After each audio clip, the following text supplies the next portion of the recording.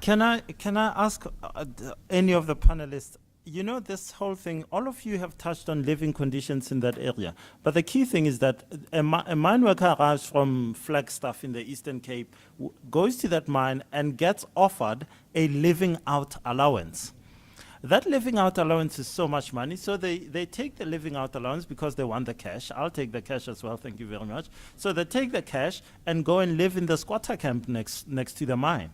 None of you said a word over the past 10 years. Let's take the Marikana mine, the Lonmin mine. No one said a word. The ruling party, the opposition parties.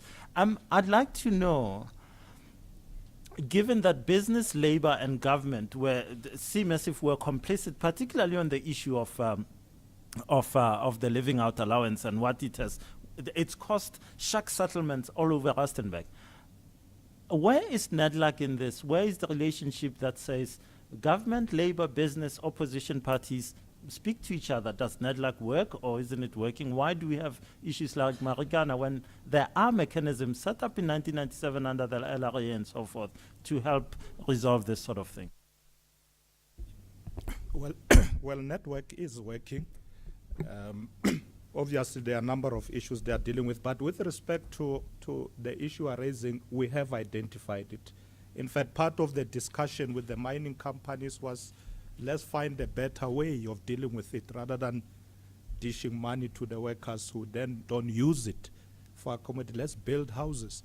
Everywhere where you have a concentration of a workforce, including in areas of Lephalale now with Midup, we have made sure that there are houses that have been built.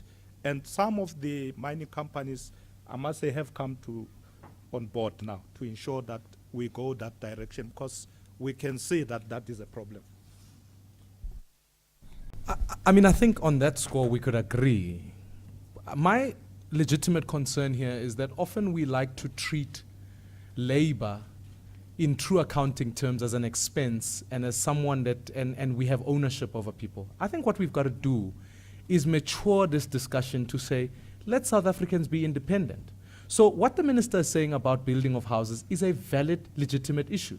But those houses cannot be rented accommodation or this sort of extended thing. It must be for people to own. So that if they want to sell the house, it's their right, it's their title deed. That way we create a labor force where people can stand up and say, this is where I live, and I choose to live here because I work over the road. It's not any unique circumstance that people must feel like, if I work for this particular company, I'll live near that company and I'll own the property around it. So it's a vital maturation of where we've seen in terms of our labor relations, where often, and the second problem here is that mining houses have also been a bit complicit with saying, we will fix the roads, we will do this.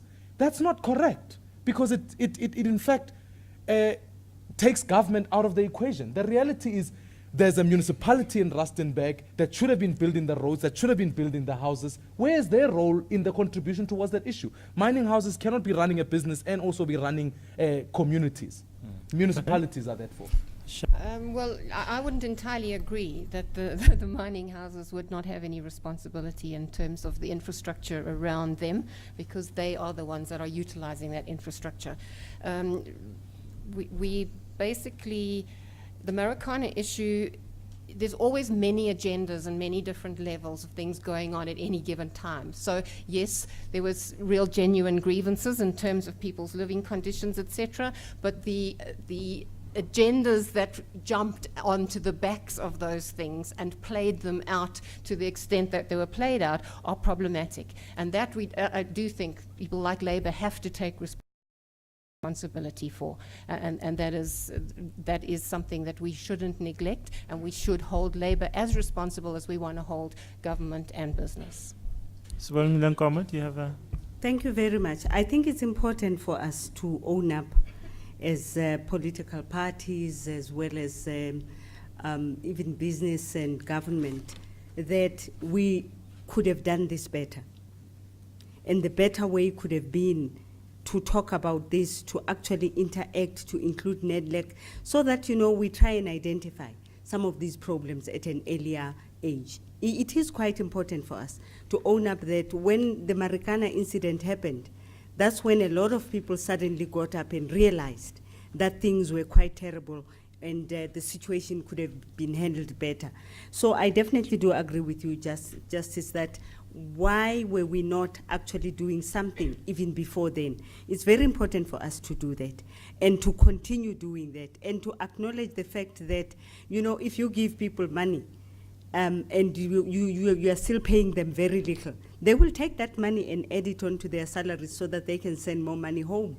So that's what is that's what was happening in the Marikana situation. They were not just going to live in those squatter camps and to go and live in those shacks because they just wanted to do that. They wanted to ensure that they had more money onto their salaries to send home. Thank you. Thank you.